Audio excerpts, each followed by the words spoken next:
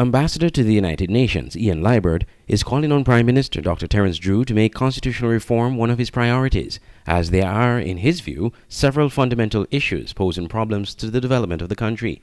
He made the plea while speaking on his radio show, Straight Talk, on Thursday night, which airs on Voice of the Caribbean Radio at www.voiceofthecaribbean.net. I really like the approach of the Prime Minister. If we are going to be talking about equitability, if that's a word. And as I said before, I'll repeat, the Prime Minister's actions will have to speak louder than his words, however. So when he gets to the tough issues that deals with the matters of the Constitution, he must examine.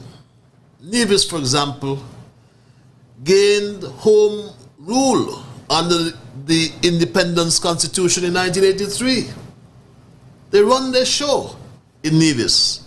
They call it autonomy. And if there's going to be equality of opportunity for all, then the legislative framework must be considered to give St. Kitts home rule as well. As it relates to the relationship between St. Kitts and Nevis, Mr. Liburd spoke to the financial obligations to both islands as prescribed by the Constitution. If we're going to talk about fair share for St. Kitts or equity for all, fairness for St. Kitts and fairness for Nevis. The architects of our 1983 Constitution, we must agree, did what was politically convenient to the Simmons administration. Yes, the architects of the 1983 Constitution dealt with political expedience. They did what was politically convenient to the Simmons administration back then in 1983. Well, Prime Minister Drew, you have a Himalayan task, and I implore you, you can shape your legacy by attempting to do what is morally right.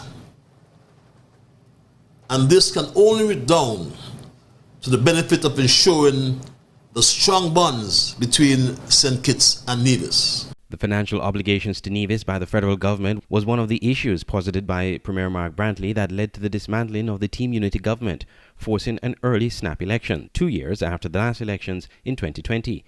Premier Brantley argued that despite the budgetary support from the federal government, Nevis was still not getting its fair share of receipts from the Citizenship by Investment program.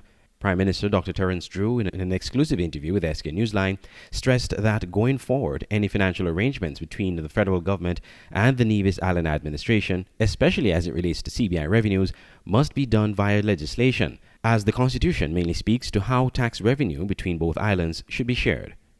Andre Huey, SKN Newsline.